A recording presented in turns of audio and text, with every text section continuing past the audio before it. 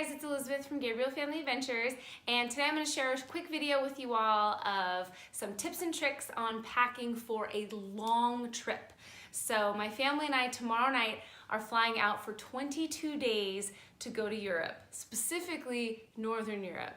So this video is going to go over kind of how to sort of maximize your space, especially if you're going to be moving from place to place, some things to do and some things to think about, as well as how to dress specifically for Northern Europe if you're going there in the future. So here we go. All right, so the first thing I always do when I'm getting ready for any trip, it could be 4 days or 22 days, is I print out my trusty little packing list. I'll put a link below.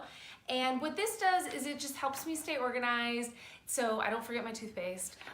So it kind of goes over everything that you might need depending on where you're going, the weather, what different activities you might be partaking in, as well as some things to think about when it comes to your carry-on bag. So the second thing we thought about with this trip is that normally what we do is if we go somewhere for a week, we usually pack 2 suitcases. One for my husband and my son, and so my husband will pack that, and then I will pack a suitcase that is stuff for our daughter and myself. And it's nice because, you know, our kids are 5 and 7, so they're pretty tiny, their clothes are pretty small, their shoes are very small, so you can use about 2/3 of the suitcase for you, and then 1/3 for the little one. But on such a long trip, we didn't really have that choice. And we were also thinking that when you go to Europe, you're not necessarily going to get, you know, if you're needing transportation from the airport or, you know, if you're taking taxis and things like that, they might not have a lot of trunk space. So what we decided to do this time is we decided to pack 2 regular suitcases, but because we're gonna need just a few more things, we decided to actually get kind of one of those, you know, if you're in your mid-20s, backpacking through Thailand kind of thing. We got one of those, and our kids' clothes are going to go in here, so it's going to be a little bit lighter. And then that way, if you end up having to put, you know, your 3rd big piece of luggage on your lap, at least it's something a little more malleable than a big clunky suitcase. So that was the first big decision that we made. The other thing that we wanted to think about and pack accordingly is that Northern Europe, even in the summertime, is just not that hot. So I looked at the weather in every place that we're going, and since we're starting in London and we're actually going to be heading over to Amsterdam and then up the Baltic Sea over to St. Petersburg, Russia, and back down, you know, the weather is different than the last time I was in Europe, and it was July in southern Italy and it was super duper hot. So in Fahrenheit, the average temperature around the Baltic Sea is somewhere between 50 degrees Fahrenheit and the high 70s, depending on the day. You have chances of rain and stuff like that.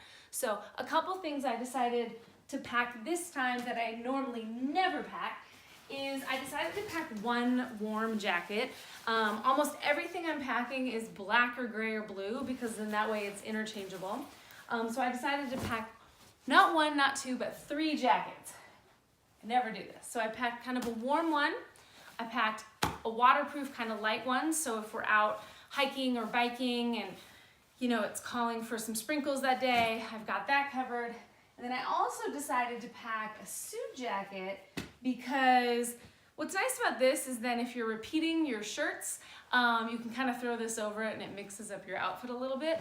So just something to kind of think about. And when it comes to my wardrobe, like I said, it's almost all black, grays, and blues, 1 white shirt in there.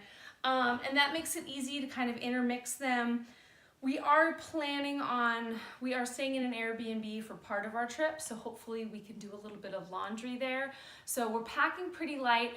I only packed, you know, undergarments for half the time. So I packed 12 instead of 22 because I'm counting on us being able to do 1 load of laundry on this trip. So since we're only planning on doing laundry 1 time, we want to be able to kind of mix and match our clothes and things like that. The other thing I always make sure to pack is a little mini pharmacy for myself and for the kids, especially if you're going away for 22 days. You know, it's good to bring the medicines that you know work with your kids and your body. Of course, you know, if you're in Europe, if you're in anywhere in the world, you can find medicine, but, you know, making sure that it's, you know, in English and it's a brand that you are comfortable with. You know, will you be able to find that? Sure. But if you're in a pinch, it's the middle of the night, you're in a hotel or an Airbnb somewhere, you don't know the area, it's just good to have. Yes, it takes up a fair amount of space and it's a little heavy when you've got liquids, you know, you've got your children's Tylenol and stuff like that.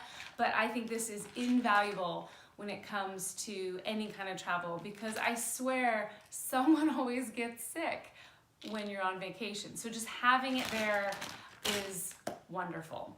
The other thing that I absolutely love and I am currently obsessed with are these little reusable travel containers that, you know, you can put your labels on them. So for almost every product I have, I took, you know, moisturizer, sunscreen, body lotion. So yes, you know, hotels and cruise ships tend to have stuff, but, you know, if you want the products that work for your skin, that you're used to, that aren't going to make you, you know, break out in hives, get these little guys. You know, I found there's so many of these at, you know, Home Goods, Target, places like that, super duper cheap, and you can actually reuse them. So when you get home, you can rinse them out, you know, wash them by hand, use them on your next trip.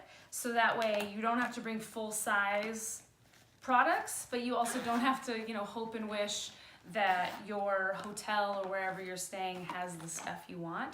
So I am a huge fan of those reusable containers. I also, some of the only things I do buy in the travel size are travel size toothpaste, because then once they're done, you know, I always pack 2, toss one when it's done, and I'll pack my kids' stuff separately just so that I always know where this is in a pinch. The other big things that I'm packing on this trip compared to other trips, because we're going to be gone for so long, we might acquire some souvenirs. So just in case we don't have enough suitcase and big backpack space, I'm actually packing an additional duffel bag that we can take out, unfold, and use if we go crazy with the shopping. So it takes up a tiny bit of space in my suitcase, but this, I've actually used this before on trips. When either my shopping got out of hand or my packing at the end of the trip just was terrible and I needed more space, you can throw everything in here, bring that with you, you know, check it on the airplane, and it's awesome. The other thing that I decided to bring this time is I got a little fanny pack, which screams tourist, doesn't it? But the idea here is we're going to be doing a lot of, you know, hiking and biking. Part of our trip, it's a cruise leaving out of Amsterdam, heading up to Europe, and we're big cruise people, as you probably know if you watch this channel. So we're gonna do a lot of shore excursions, and I didn't want to have kind of like a big bag with me, or, you know, my carry-on that I always bring, and I'm bringing on this trip because it holds, you know, my laptop, my books, the children's snacks, all that good stuff. It's just so big that for a day excursion, I wanted something a little smaller and more manageable. So I decided to get this little fanny pack, Lululemon today. And it's perfect because I can, you know, put my phone, my chapstick, maybe some water and a couple snacks for the kids. And yes, I look super touristy, but I can go on my merry way without having a huge bag or having nothing and wishing I had brought something.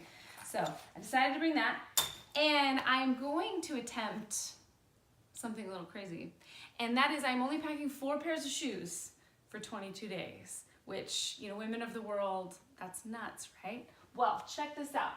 So I'm packing my running shoes because I love being active. We are going to be active on this trip, and I also want to at least tell myself I'm going to exercise.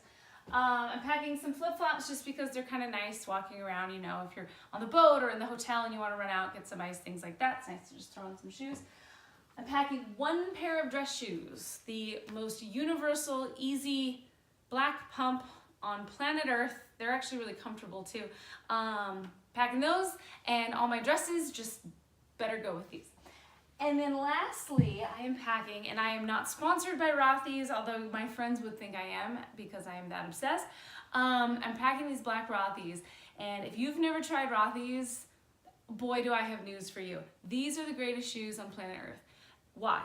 because one, they're made out of recycled water bottles, so they're sort of good for the environment, but also they don't give you blisters.